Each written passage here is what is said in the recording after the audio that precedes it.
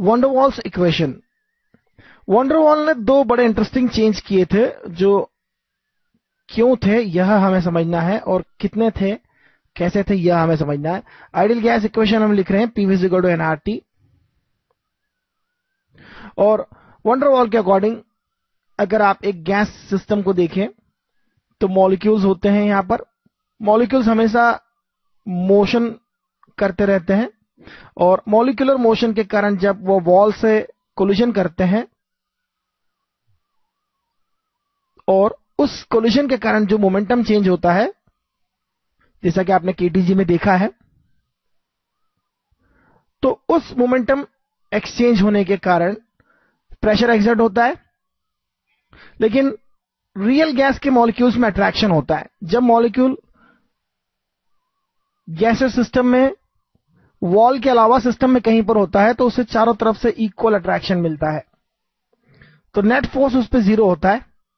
लेकिन जब molecule wall के पास पहुंच जाता है, तो उसे एक नेट अट्रैक्शन मिलता है towards the system, towards the other particles of the gas. तो जितनी ताकत से, जितने मोमेंटम से उसको वॉल पे हिट करना चाहिए, वो हिट नहीं करता। तो यहां साफ दिख रहा है कि जो प्रेशर एक्सर्टेड कहें या प्रेशर मेजर्ड कहें, वह सेम होगा। एक्सर्टेड प्रेशर जो होगा वही मेजर्ड होगा बेसिकली, तो वह एक्चुअल प्रेशर नहीं होगा। P एक्चुअल कहें या P आइडियल गैस कंडीशंस में कहें, तो आइडियल गैस कंडीशंस में जो प्रेशर होगा वो P एक्चुअल प्रेशर होगा इनफैक्ट। तो आइडियल गैस कंडीशंस में जो एक्चुअल प्रेशर होगा वो मेजर्ड प्रेशर, जिसे आप सिर्फ P लिख सकते हैं, क्योंकि P प्रेशर आप मेजर्ड कर रहे हैं। मेजर्ड प्रेशर को स्मॉल p से डिनोट किया जा सकता है। This is small p, that is the pressure exerted by the molecules on the wall, और जस्ट द प्रेशर मेजर्ड, क्योंकि यही प्रेशर जो है वो मेजर हो रहा है। तो वो कम हो रहा है। कम क्यों हो रहा है यह आप देख सकते हैं, मॉलिक्यूल्स के इंटरनल अट्रैक्शन के कारण। तो वंडर वॉल ने एक टर्म ऐड करी यहां पर, जो इंटरनल प्रेशर है उसको कॉम्पनसेट करने के लिए। यह होगी number of mole square divide by volume square. In fact यह डेंसिटी के अकॉर्डिंग उन्होंने साइन किया था। यह गैस की डेंसिटी के स्क्वायर के प्रोपोर्शनल होगा, इसलिए वह number of moles square divide by volume square होगा, और यहां कांस्टेंट लिया था A।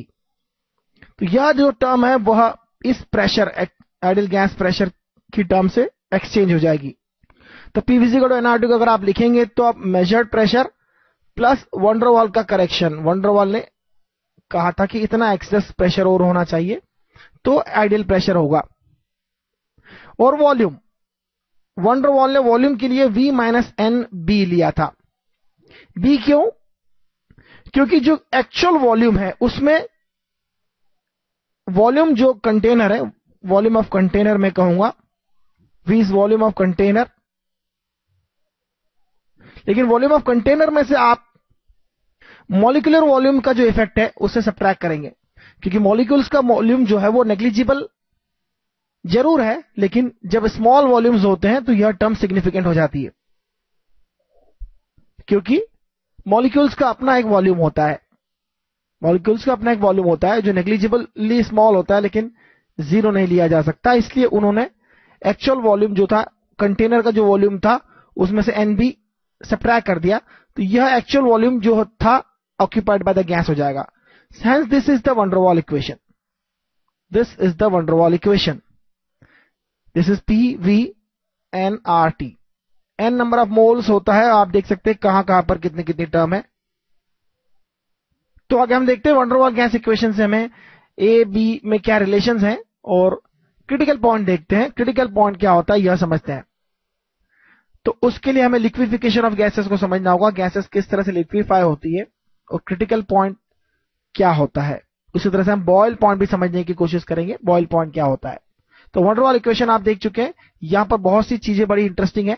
आप यूनिट डायमेंशन कंसेप्ट से देखें तो NB का जो डायमेंशन है वो वॉल्यूम के डायमेंशन होगा, क्योंकि दोनों में डिफरेंस हो रहा है, सब्ट्रैक्ट हो रहा है, तो सिमिलर डायमेंशन वाली टर्म्स को सब्ट्रैक्ट कर सकते हैं आप। उसी तरह से A N square by V square की जो डायमेंशन होगी वह प्रेशर की डायमेंशन होगी। तो इस तरह से आप ए और बी की डायमेंशनल वैल्यूज फाइंड कर सकते हैं और कई एग्जाम्स में कई बार पूछा जा चुका है ए और बी की डायमेंशनल फार्मूला। तो आपको क्वेश्चंस में मिलेगा ये कैसे सॉल्व करते हैं, कोई बड़ी बात नहीं है।